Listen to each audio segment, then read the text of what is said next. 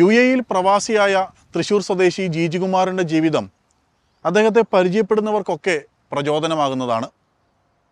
4 പതിറ്റാണ്ട് മുമ്പ് ദുബായിലെത്തി വളരെ വലിയ ബിസിനസ് സാമ്രാജ്യം കെട്ടിപ്പടുത്ത ജീജികുമാറിൻ്റെ ഇഷ്ടങ്ങൾ പശു വളർത്തലും കൃഷിയുമൊക്കെയാണ്.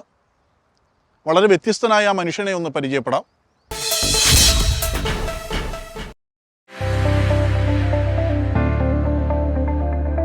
നാല് പതിറ്റാണ്ടുകളിലേറെ നീളുന്ന പ്രവാസം, കഷ്ടപ്പാടുകൾ സഹിച്ചും വിയർപ്പിറ്റിച്ചും ജീവിതം മുന്നോട്ട് കൊണ്ടുപോയ വർഷങ്ങൾ, ആത്മാർത്ഥതയോടെ പ്രയത്നിച്ചതുകൊണ്ട് ആദ്യകാലങ്ങളിൽ അനുഭവിച്ച ബുദ്ധിമുട്ടുകൾക്കെല്ലാം ഫലം കിട്ടിയെന്ന് ആശ്വസിക്കാവുന്ന ഒരു ഘട്ടത്തിലെത്തി നിൽക്കുന്ന ഭൂരിഭാഗം പ്രവാസികളും ചിന്തിക്കുന്നത് എന്താകും? പ്രവാസികളെന്നല്ല, ഏതൊരാളും ആദ്യം തീരുമാനിക്കുക സ്വസ്ഥമായി വിശ്രമിക്കാം എന്നായിരിക്കും. ഈ പറഞ്ഞ സാഹചര്യങ്ങളെല്ലാമുള്ള ഒരു തൃശ്ശൂർക്കാരനുണ്ട് ദുബായിൽ. ജീജികുമാർ എന്ന പ്രവാസി മലയാളി. തൃശ്ശൂരിലെ മാളയ്ക്കടുത്ത് ഇരവത്തൂരിൽ നിന്നും 4 പതിറ്റാണ്ട് മുൻപാണ് ജീജികുമാർ ദുബായിലെത്തിയത്. കഷ്ടപ്പാടുകൾ ഏറെ സഹിച്ച് ജീവിതം പടുത്തുയർത്തിയ പ്രവാസികളുടെ ആദ്യ തലമുറയിൽപ്പെടുന്ന വ്യക്തിയാണ് ജീജികുമാർ. UAE കടന്ന് ഗൾഫ് മേഖലയിലെമ്പാടും പ്രശസ്തമായ ദുബായ് എയർ കണ്ടീഷനിംഗ് എന്ന സ്ഥാപനത്തിന്റെ മേധാവി. സ്വപ്രയത്നം കൊണ്ട് ബിസിനസ്സിൽ വൻ വിജയങ്ങൾ കൊയ്തെടുത്ത പ്രവാസി. ധരയിലാണ് നമ്മൾ ആദ്യമായിട്ട് ഒരു ചെറിയ വർക്ക്ഷോപ്പ് തുടങ്ങിയത്. അന്ന് നമ്മൾ ചെറിയ വിൻഡോ AC കാര്യങ്ങളൊക്കെ ആയിരുന്നു. അന്ന് നമ്മൾ തന്നെ ചുമന്ന്, കാരണം അന്ന് പാകിസ്ഥാനിയൊക്കെ വന്ന് അവരെടുക്കും, അവർക്ക് 5 രൂപ കൊടുക്കണം. നമുക്കൊരു 40 രൂപയാണ് ഒരു വിൻഡോ AC സർവീസ് ചെയ്യാൻ എടുക്കുമ്പോൾ, 5 രൂപ അവർക്ക് കൊടുക്കണ്ടേ. അപ്പം അതുകൊണ്ട് എനിക്ക് തോന്നുന്നു ഇത്രയധികം വിൻഡോ AC ചുമന്ന ഒരാൾ മലയാളി ഞാൻ തന്നെ ആയിരിക്കും എന്ന് തോന്നുന്നു. എനിക്കിവിടെ ശരിക്കും പറഞ്ഞാൽ നല്ല തയമ്പൊക്കെ ഉണ്ടായിരുന്നു.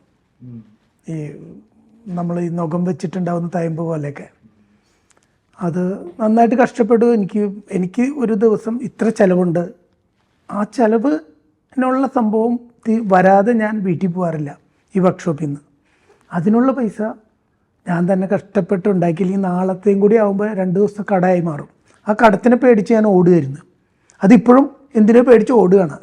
അതുകൊണ്ടാണ് നമുക്ക് കൂടുതൽ മുന്നോട്ട് പോകാൻ പറ്റുന്നത്. വമ്പൻ താമസ സമുച്ചയങ്ങളിലേക്കും വ്യാവസായിക കേന്ദ്രങ്ങളിലേക്കുമുള്ള എയർ കണ്ടീഷനിംഗ് സംവിധാനങ്ങൾ ഒരുക്കുന്നതിൽ മുൻനിരക്കാരാണ് ദുബായ് എയർ കണ്ടീഷനിംഗ് എന്ന സ്ഥാപനം. ഡിസൈൻ, സപ്ലൈ, ഇൻസ്റ്റലേഷൻ, മെയിൻ്റനൻസ് തുടങ്ങി എല്ലാവിധ ജോലികളും ഏറ്റെടുത്ത് ചെയ്യുന്ന സ്ഥാപനം. ഞാൻ AC തന്നെയാണ്, ITL AC തന്നെയാണ് പഠിച്ചത്.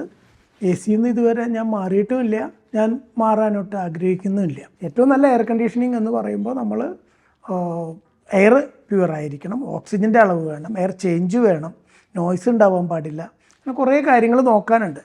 അത് എക്സ്പെർട്ടായ ആൾക്കാർ മാത്രമേ അതിനെക്കുറിച്ച് ചിന്തിക്കുന്നുള്ളൂ. നമ്മളത് പറഞ്ഞ് മനസ്സിലാക്കാൻ ശ്രമിച്ചുകൊണ്ടിരിക്കുന്നുണ്ട്. 4 പതിറ്റാണ്ട് കൊണ്ട് ഈ രംഗത്തെ 1ാം നിര സ്ഥാപനങ്ങളിൽ ഇടം നേടാൻ ദുബായ് എയർ കണ്ടീഷനിങ്ങിന് സാധിച്ചതിന് പിന്നിൽ ഈ തൃശ്ശൂർക്കാരന്റെ കഠിനാധ്വാനവും സമർപ്പണവുമുണ്ട്. Dubai electro mechanical company, power and cooling Middle East, indigenous cow milk products trading എന്നിങ്ങനെ 4 സ്ഥാപനങ്ങളുടെ അമരക്കാരനാണ് ഇപ്പോൾ ജീജികുമാർ. 300ഓളം ജീവനക്കാരുണ്ട് ജീജികുമാറിന്റെ സ്ഥാപനങ്ങളിൽ എല്ലാമായി. നമ്മൾക്ക് സോഷ്യൽ കമ്മിറ്റ്മെൻ്റ് ഉണ്ട്, നമ്മുടെ കുഞ്ഞുമക്കളെ സംരക്ഷിക്കേണ്ടതുണ്ട്, പ്രകൃതിയെ സംരക്ഷിക്കേണ്ടതുണ്ട്. അതിനെയൊക്കെ മുൻനിർത്തി മാത്രമാണ് നമ്മൾ മുന്നോട്ട് പോകുന്നത്. അതുകൊണ്ട് നമുക്ക് റിപ്പീറ്റഡ് കസ്റ്റമർ 80% റിപ്പീറ്റഡ് കസ്റ്റമർ ഉണ്ട്. നമുക്കൊരു വലിയൊരു സെയിൽസ് ടീമിനെ വെച്ച് കുറേ ജോബ് അന്വേഷിച്ച് പോകേണ്ടി വന്നിട്ടില്ല. അതൊരു ഭാഗ്യമാണ്.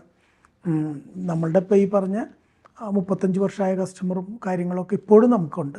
ജോലിക്കാരും 35 വർഷമായവരും നമ്മുടെ ഒപ്പം ഉണ്ട്. അപ്പോൾ അതുകൊണ്ട് നമുക്ക് കൂടുതൽ തലവേദനയില്ല. കൂടുതൽ ഇപ്പോൾ ഒരു പരിധിവരെ നമ്മളത് വലുതാക്കി കൊണ്ടുവന്നതിന് ശേഷം നല്ല കൈകളിലാണ് ഇപ്പോൾ ഇത് കൊടുത്തിരിക്കുന്നതും നടത്തിക്കൊണ്ടിരിക്കുന്നതും. അപ്പോൾ അന്ന് കഷ്ടപ്പെട്ടതിന് ഇപ്പോൾ നമ്മൾ എൻജോയ് ചെയ്യുന്നുണ്ട്. ഭാര്യയും 2 മക്കളും മകളുടെ ഭർത്താവും കൊച്ചുമകനും അടങ്ങുന്നതാണ് ജീജികുമാറിന്റെ കുടുംബം. മകൻ ഉന്നത പഠനത്തിനായി പാരീസിലാണ്, മകളും കുടുംബവും നാട്ടിലും. ആദ്യം സൂചിപ്പിച്ചതുപോലെ വിശ്രമ ജീവിതവും ഇഷ്ടപ്പെടുന്ന സ്ഥലങ്ങളിലൊക്കെ യാത്രകളുമായി വേണമെങ്കിൽ ജീജികുമാരൻ ഇപ്പോൾ സ്വസ്ഥമാകാം. പക്ഷേ ചെറുപ്പം മുതലേയുള്ള ഒരു ആഗ്രഹത്തിന്റെ പിറകെയാണിന്ന് ജീജികുമാർ. പശു വളർത്തലും കൃഷിയും. ഇഷ്ടം പോലെ കാശുള്ളതുകൊണ്ട് ഒരു നേരം പോക്കിനായി ചെയ്യുന്നതല്ല ഇതൊന്നും. 40 വർഷം കൊണ്ട് പടുത്തുയർത്തിയ ബിസിനസ്സിന് വേണ്ടി ഇപ്പോൾ കൊടുക്കുന്നതിനേക്കാൾ ഏറെ സമയം ജീജികുമാർ ഈ പശുക്കൾക്കായി മാറ്റിവെക്കുന്നുണ്ട്. വൈറ്റ് റെവല്യൂഷൻ, ഗ്രീൻ റെവല്യൂഷന് ശേഷം വയറ് നിറയ്ക്കാൻ നന്നായിട്ട് പറ്റി. അന്ന് ഭക്ഷണമില്ലായിരുന്നു. പക്ഷേ ആരോഗ്യം അതോടുകൂടി തകർന്നു എന്നാണ് ഞാൻ വിശ്വസിക്കുന്നത്. ഈ വൈറ്റ് റെവല്യൂഷന് ശേഷമുള്ള ഗ്രീൻ റെവല്യൂഷന് ശേഷമുള്ള ഫുഡ് കഴിക്കാൻ തുടങ്ങി അത് പ്രകൃതിയെ കൂടുതൽ നശിപ്പിക്കാനും അസുഖങ്ങൾ കൂട്ടാനും ആണ് അത് സംഭവമായത്. അതല്ല ശരി. ഞാൻ മനസ്സിലാക്കുന്നത് ഇമ്മ്യൂണിറ്റി എന്ന് പറയുന്നത് പഴയ പശുക്കളുടെ പാലിലും ആ പശുക്കളുടെ പഞ്ചഗവ്യങ്ങളിലും പഴയ വിത്തുകളിലും മാത്രം. അപ്പോൾ ആ പശുക്കളുടെ ചാണകവും ഗോമൂത്രവും പച്ചിലയും ചാരവും ഇട്ട് മണ്ണിനെ പുഷ്ടിപ്പെടുത്തിയിട്ട് മണ്ണിൽ പഴയ വിത്തുകൾ കൃഷി ചെയ്യുകയാണെങ്കിൽ മാത്രമേ കുഞ്ഞുമക്കൾക്ക് ആരോഗ്യം ഉണ്ടാവുള്ളൂ. ഗീർ വിഭാഗത്തിൽപ്പെടുന്ന 100-ലേറെ പശുക്കൾ അവയുടെ പാലുകൊണ്ടും ചാണകം, ഗോമൂത്രം എന്നിവ കൊണ്ടുമൊക്കെ മൂല്യവർദ്ധിത ഉൽപ്പന്നങ്ങൾ ഉണ്ടാക്കുകയും നവജീവന എന്ന പേരിൽ അവ ആവശ്യക്കാർക്ക് എത്തിക്കുകയും ചെയ്യുന്നുണ്ട് ജിജികുമാർ. ഇതൊക്കെ എന്തിനെന്ന് ചോദിച്ചാൽ കേൾക്കുന്നവരുടെ കണ്ണു തുറപ്പിക്കുന്ന വ്യക്തതയോടെ ജിജികുമാർ മറുപടി പറയും. നമ്മളുടെ ഈ പോക്ക് ശരിക്കും പറഞ്ഞാൽ മനുഷ്യൻ്റെ ഈ പോക്ക് ഞാൻ മനസ്സിലാക്കിയിടത്തോളം ICUയിലേക്കുള്ള യാത്രയായി മാറി. കാരണം നോട്ടിൻ്റെ പിന്നാലെ ഓടുന്നു, നോട്ടിന് വേണ്ടിയിട്ട് എന്തൊക്കെ ചെയ്തു കൂട്ടുന്നു. സ്നേഹം, മര്യാദ, മണ്ണ്, വായു, വെള്ളം ഇതെല്ലാം തകർത്തിട്ട് നമ്മൾ നോട്ടുണ്ടാക്കാൻ ശ്രമിക്കുകയാണ്. നമ്മുടെ കുഞ്ഞുമക്കളും നമ്മുടെ പ്രകൃതിയിലുള്ള ജീവജാലങ്ങളും കാര്യങ്ങളും നിലനിർത്തിയാൽ മാത്രമേ നമ്മുടെ മക്കൾക്കും അവരുടെ മക്കൾക്കും ഈ പ്രകൃതിയിൽ ജീവിക്കേണ്ടതാണ്. ആ പ്രകൃതിയെ തകർത്ത് നോട്ടിൻ്റെ പിന്നാലെ ഓടാതിരിക്കുക, കുറച്ച് അവർക്ക് വേണ്ടി ബാക്കി വയ്ക്കുക. നമ്മൾ പണ്ടൊക്കെ പറഞ്ഞു കേട്ടിട്ടുണ്ട് 7 തലമുറ വരെ കാക്കണം എന്നുള്ളത്. ആ 7 തലമുറ നമ്മളെ വരെ കാത്തതുകൊണ്ടാണ് നമ്മളിന്ന് ഇത്തിരിയൊക്കെ നന്നായിട്ടൊക്കെ ഇരിക്കുന്നത്. പക്ഷെ നമ്മുടെ മക്കൾക്ക് നമ്മുടെ അത്ര ഇമ്മ്യൂണിറ്റി ഉണ്ടോ എന്ന് ആലോചിക്കണം.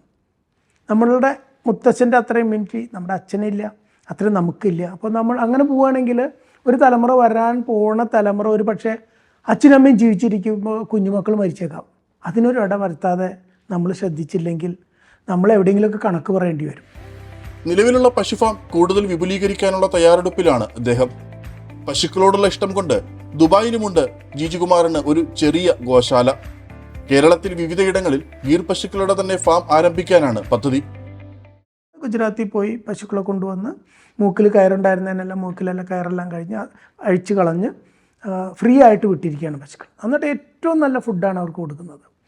നവധാന്യങ്ങൾ, ദശപുഷ്പങ്ങൾ ഇതൊക്കെ കുറേശ്ശെ കൊടുത്ത് നമ്മുടെ തന്നെ മുളച്ച് വരുന്ന, വിഷമൊന്നും അടിക്കാത്ത സ്ഥലത്ത് മുളച്ച് വരുന്ന പുല്ലും സംഭവങ്ങളും കൊടുത്ത് ഉണ്ടാക്കുന്ന നെയ്ക്കൊക്കെ വളരെ പ്രത്യേകതയുണ്ട്, ഗുണങ്ങൾ കൂടുതലാണ്. നമ്മുടെ പ്ലാൻ ഏറ്റവും ചുരുങ്ങിയത് ഒരു 50 ഫാമെങ്കിലും ചെയ്യണമെന്നുണ്ട്. അങ്ങനെ വരുമ്പോൾ നമുക്ക് കുറേ കൂടി കോസ്റ്റ് കുറയ്ക്കാൻ പറ്റും. നമ്മൾ പിന്നെ നെയ്യ് പഴകാൻ വെച്ചിട്ടുണ്ട്. പഴകിയ നെയ്യ് നാടൻ പശുവിൻ്റെ ആയിരിക്കണം.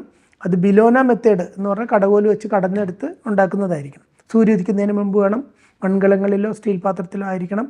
അങ്ങനെയുള്ള കുറച്ച് നെയ്യ് നമ്മൾ പഴകാൻ വെച്ചിട്ടുണ്ട്. അത് 50 വർഷം കഴിഞ്ഞിട്ട് 3000 കിലോ മാറ്റി വെച്ചിരിക്കുന്ന എടുക്കാൻ പാടുള്ളൂ എന്ന് എഴുതി വെച്ചിട്ടുണ്ട്. പഞ്ചഗവ്യങ്ങൾ കൊണ്ടുള്ള മൂല്യവർദ്ധിത ഉൽപ്പന്നങ്ങൾ ആവശ്യക്കാർക്കെല്ലാം ലഭ്യമാക്കണമെന്നാണ് ജിജികുമാറിന്റെ ആഗ്രഹം. അതുകൊണ്ട് പണം സമ്പാദിക്കാനല്ല, പണമാണ് ലക്ഷ്യമെങ്കിൽ 50 വർഷം കഴിഞ്ഞ് ഉപയോഗിക്കാനായി 3000 കിലോഗ്രാം നെയ്യ് സൂക്ഷിച്ചു വെക്കേണ്ട ആവശ്യം ഈ മനുഷ്യന് ഇല്ലല്ലോ.